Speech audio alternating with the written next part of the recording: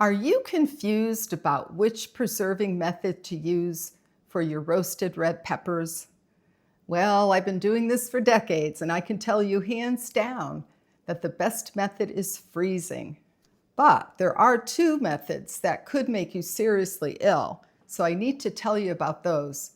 Hi everybody, I'm Judy DiLorenzo with The Life Well Planted. And this season, we've harvested 3.5 bushels of these delicious Carmen peppers. So we've been busy roasting and prepping and stocking the freezer. This is actually the second video in a two-part series. In the first video, I show how my husband grill roasts the peppers, and I also demonstrate how I remove the skins and seeds. If you missed that, look for the link below in the description. Today I'll demonstrate two different methods for freezing the peppers. Both preserve the color, the flavor, and the texture just perfectly. I'll also share two super helpful hacks that I figured out over the years. But first, let me save you from those two dangerous methods that I talked about that are all over the internet.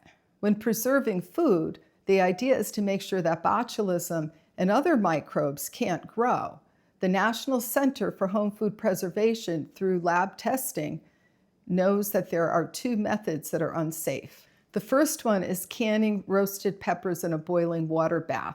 Peppers aren't acidic enough to can this way. You have to pressure can them. The second unsafe method is preserving the roasted peppers in oil. I have 3 words for you. Don't do it. Botulism spores thrive in an oxygen-free environment like oil. So this method is highly discouraged. I did try preserving them using a pressure canner, but unfortunately the color, the flavor, the texture all suffered, and the peppers even shrunk. So that's not really a viable option. Here are those peppers that I pressure canned.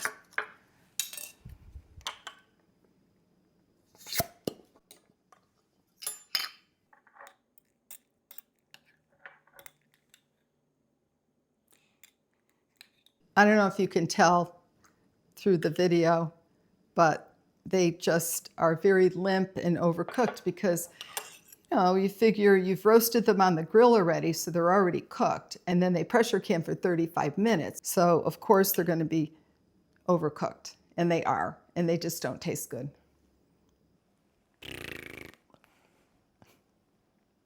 Okay, so now that we've gone over all of that, let's get to the method that actually does work, and that's freezing. I'll demonstrate 2 ways to freeze the roasted red peppers. One requires a vacuum sealer, the other does not. Both methods work very well, so don't worry if you don't have a vacuum sealer. And I'll also discuss the pros and cons of each method.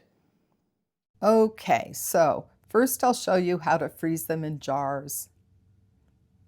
You can use either half pint or full pint jars. Leave 1/2 inch headspace at the top of the jar. This is important because the peppers will expand slightly as they freeze. I like to include some of the pepper juice. It's just so sweet. And then using either a skewer or a chopstick or a knife, whatever works for you, release the air bubbles. And here's that first hack I promised you. Put a layer of parchment paper right on top of the peppers before you put the lid on. And this will help prevent freezer burn on the top layer. So what are the pros and cons to this method? Well, the main benefit is you don't need a vacuum sealer. Also, I know you can buy an attachment that sucks the air out of the jars. I don't have one yet, but if you have this vacuum sealer attachment, leave a comment below and let us know if they're worth it. Here's how I freeze them in flat packages using my vacuum sealer. I use jars to measure out either half pint or 1 pint portions. I prefer narrow bags for this project instead of the typical wider bags, but either will work.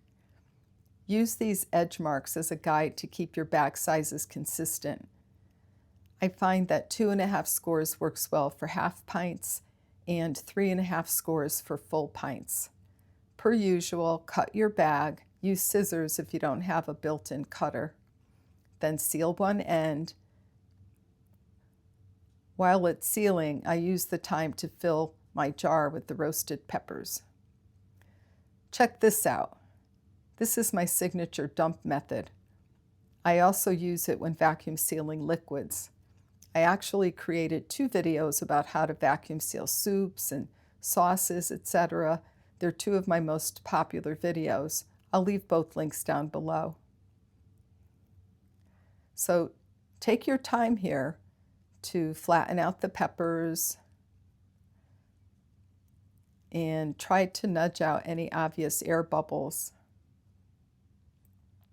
Again, per usual, place the edge of the bag in the trough, shut the lid, clamp it down, press the moist button if you have one, but it isn't totally necessary, so if your machine doesn't have one, don't worry about it. When vacuum sealing, some liquid may start to be pulled out of the bag. If too much is being drawn out, you can manually press the seal button. While it's sealing again, I like to use the time to fill the next jar or tidy up. There it is. A nice flat package that will stack easily in the freezer. Pretty cool, huh? Some liquid will probably be at the edge of the bag. Just wipe it out with a paper towel, and then I suggest that you reseal the bag just to be sure that you do have a good seal. If the trough collects liquid, empty it out as you go along. I only had to empty the trough twice during this project, and I sealed 5 bags. That reminds me, I want to mention that I typically get 5 or 6 pints from a half bushel of peppers. Always label your jars and bags with the date. I also indicate if it's a pint or half pint when labeling the flat packages because it isn't so obvious. Make sure the bags aren't moist when you put them in the freezer or they may stick together. Now here's the second hack I promised you. Put a paper towel between the bags when stacking them in the freezer to be sure they don't stick together, and once frozen, remove the towels and they can be reused. Let's talk about the pros and the cons. When you freeze them in flat packages, you can stack them in the freezer, of course. Flat packages thaw quicker, and the vacuum sealing removes more of the air. But there is one main con, and that's, well, it uses plastic. So there you have it, 2 easy and safe methods for preserving your roasted peppers, while maintaining their flavor, their color, and their texture.